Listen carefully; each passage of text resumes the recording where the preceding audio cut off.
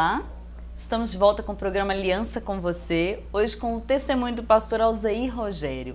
E você que não viu a primeira parte do testemunho dele, já está disponível no portal da Revista Aliança, no www.revistaaliança.com.br. Você pode acessar, você pode compartilhar, está disponível também no Facebook da revista. É só você acessar, compartilhar, dividir isso com outras pessoas. E eu queria também aproveitar aqui a oportunidade para mandar um beijo hoje para Dona Maria Eunice. Dona Maria Eunice, mãe do Tarabal, eu sou da igreja sim, queria mandar um beijo para a senhora. Agradecer a audiência, agradecer a senhora estar aí com a gente do outro lado todos os dias e queria mandar um beijão para a senhora. E pastor, Deus tinha mandado o senhor continuar trabalhando. E aí nessa viagem ele não permitiu que o senhor fosse, né? Carol, e foi um conflito muito grande, porque eu sempre me fundamentei nessa palavra. Então, se é para eu trabalhar, né, vai trabalhar e deixa o resto por minha conta, por que que eu não posso ir? Né? E foi interessante porque Deus não me deu resposta. Mas foi um momento em que realmente eu fui confrontado, tanto pela situação que eu estava vivendo, quanto para o projeto de Deus para a minha vida. Porque naquele momento eu realmente fui sacudido. Como assim? Por que que eu não posso ir? E foi muito interessante porque Deus usou a minha mãe para não deixar eu ir. Eu estava com tudo pronto, a bagagem estava pronta. A gente ia viajar no domingo por volta de meio-dia. Era sexta-feira à tarde.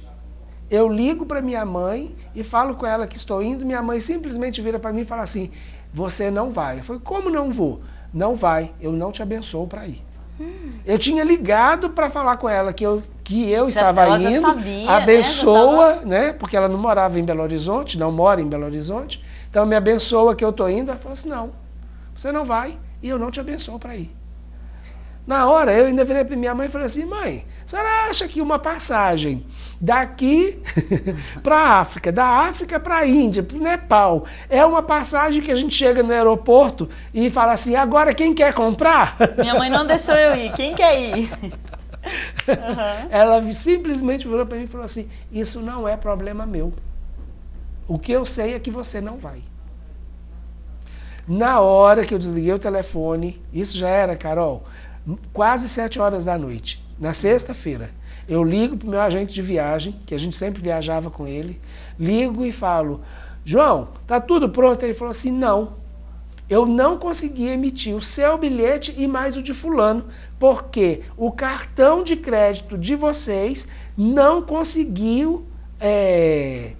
Estava acontecendo exatamente com as duas bandeiras, né? A bandeira do meu cartão e a dessa pessoa não estava conseguindo conexão.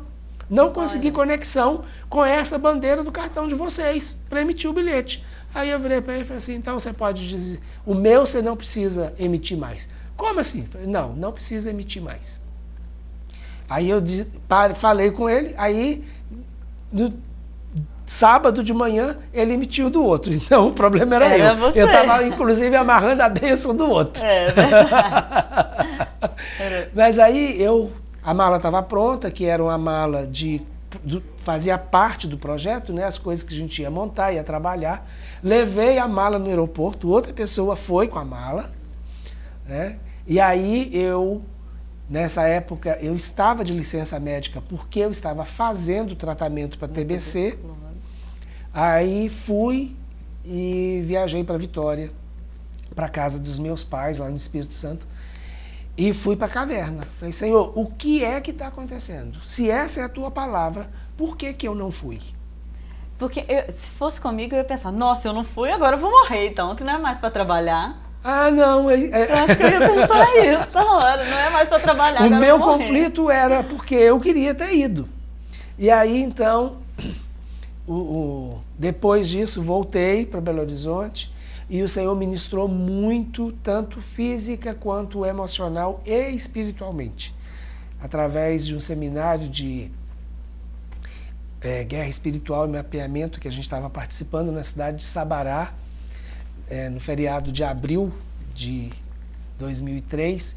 E aí o Senhor foi ministrando muito. Ali, então, Carol, eu tomei uma decisão. Porque em 2003, eu já estava com a data marcada para o meu casamento. Eu casei em 2003. Então, em abril de 2003, na realidade, eu marquei a data do meu casamento em março de 2003 para casar em agosto de 2003. Em abril, o Senhor faz isso comigo. E aí, então, eu fui avaliar. E ali eu tomei uma decisão. Falei, Senhor, eu a partir de hoje não vou deixar de tomar o medicamento. Por quê? Porque eu entendo que o meu corpo, a partir do meu casamento, não vai ser só meu mais. Ele vai ser meu e da esposa que o Senhor está me dando. E eu preciso ter uma responsabilidade, não só com o meu corpo agora, mas também com o da minha esposa, que o Senhor está me entregando. Então, foi muito interessante e eu creio que esse choque foi um choque para que eu pudesse realmente tomar uma decisão. E sabe o que o Senhor foi ministrando? Trabalho sempre vai ter. Verdade. Então, se ele falou comigo para ir trabalhar e deixar o resto por conta dele, né, ele é eterno. E trabalho sempre vai ter. Então, aquele momento não era um momento para eu ir trabalhar naquela frente, mas eu podia trabalhar outras coisas que eram mais importantes para mim e daquilo que ele ia fazer dali para frente. Então, eu entendo que esse foi realmente o grande motivador, né, do Senhor não ter me levado ou não ter permitido que eu fosse nesse projeto. Mas foi muito interessante porque a partir daí, né, eu estou contando tudo isso porque você perguntou como é que era a minha vida, tomo medicamento? Sim. Então eu tomo sim medicamento até hoje. Só que não são mais 18 cápsulas de AZT. Né? Hoje nós temos outros medicamentos, outras drogas, e eu tenho, né, estado com, para quem sabe e conhece, né, o mecanismo e como funciona a questão do HIV, eu tenho estado com carga viral abaixo do nível detectado, que a gente chama, entre aspas, de zerada, na realidade é porque fica abaixo do nível que o exame dá a garantia, né? Então, o meu PCR tem dado sempre nesse nível. Tenho estado com um CD4 e CD8 relativamente bom, isto é, acima, né, de 400, que é o que é considerado dentro de uma normalidade. Tenho vivido todos os dias de uma maneira saudável. Para quem não entende, pastor, isso é o quê? Como se tivesse, tá tudo certo. Mais ou menos tudo certo, né? Porque são duas grandes medidas que a gente tem. Uma é a defesa do organismo, que é o seu sistema imunológico, que vem dessa relação tanto do CD4 quanto do CD8, que mede a capacidade do seu organismo de gerar anticorpos e do seu sistema imunológico trabalhar, que é exatamente aonde o HIV atua, ele destrói o seu sistema imunológico. Né? Então, se o vírus ele não está destruindo o seu sistema imunológico, então está tudo bem. Então, quanto maior, então é bem assim essa relação, quanto maior a carga viral, mais quantidade de vírus você tem no sangue, menor vai ser a sua defesa ou seu sistema imunológico vai estar mais baixo. Se você abaixa a carga viral, a tendência do seu sistema imunológico é melhorar, porque você não tem um vírus que vai lutar contra ele, né, e eliminar esse sistema. Então, uma analogia interessante é uma caixa d'água com uma torneira aberta e o ralo aberto. Então, se a torneira está aberta na caixa, mas o ralo também está aberto, então a quantidade de vírus que vem acaba indo embora e aí você sempre tem aquele fluxo. aumenta a imunidade, mas o ralo aberto vai embora. Então você fica sempre defasado. Se você fecha o ralo, né, você consegue manter um armazenamento maior de água. Então, aí é exatamente essa referência que é fácil da gente entender como que funciona. Então, Carol, eu tenho convivido, né, desde 95, então há 22 anos, com um diagnóstico de estar, né, soro positivo para HIV, mas eu sei que eu convivo com o vírus desde 93, porque 94 foi o período que eu voltei para o Senhor, e Sim, desse período daí para frente eu não tive nenhum contato. Então, todo contato foi antes de 94. Então, que foi um período que realmente eu tive o contato com o vírus. Então, se você perguntar assim, quando eu tenho diagnóstico? Eu tenho diagnóstico desde 95. Mas desde quando você convive com o vírus? Eu convivo com o vírus desde 93. Porque 94, depois que eu voltei para o Senhor, antes mesmo de fazer o exame, eu não tive mais nenhum contato, né, que pudesse ter essa contaminação. Entendi. Entendeu? E, pastor, se a gente parar para pensar, o Senhor podia ter curado o senhor. Deus Sim. podia ter te curado, se Ele quisesse. Com se certeza. Ele quiser, Ele pode te curar agora, aqui, Com na certeza. frente das câmeras. E Ele quem pode te garante curar. que Ele já não fez? Sim, com Não é? certeza. Mas, pelo menos no meu ponto de vista, o fato dele não ter te curado mostra para todo mundo que está aqui assistindo, para todo mundo que te conhece, um milagre ainda maior. Porque é o que a gente estava conversando aqui no intervalo, é uma cura diária. O Senhor é curado todos os dias. Se Ele tivesse te curado e pronto, acabou, podia ser outra história, podia ter acontecido um monte de coisa diferente. Mas como Ele tem te curado de novo e de novo e de novo, o nome dEle é exaltado todos os dias, é glorificado todos os dias, né? E é muito interessante, Carol, porque eu realmente tenho vivido essa vida, é o que eu digo, vida saudável todos os dias. E muito tempo depois, o Senhor acabou ministrando um outro princípio que para mim ele é muito aplicável, que é a questão do pão nosso de cada dia. Sabe? Então, muitas vezes, quando a gente lê aquela oração ou recita aquela oração, né, Senhor, dai-nos hoje o pão nosso de cada dia, o pão significa suprimento. O suprimento nosso de cada dia, inclusive na nossa saúde. Então, viver essa saúde de cada dia, viver uma vida saudável a cada dia, ainda que tenha um diagnóstico de uma doença. Então, você pode, sim, viver de forma saudável. Você pode, sim, buscar do Senhor essa vida saudável diariamente, não é? Sim. Porque essa é a promessa do Senhor. E eu queria realmente deixar essa palavra de esperança para você, né?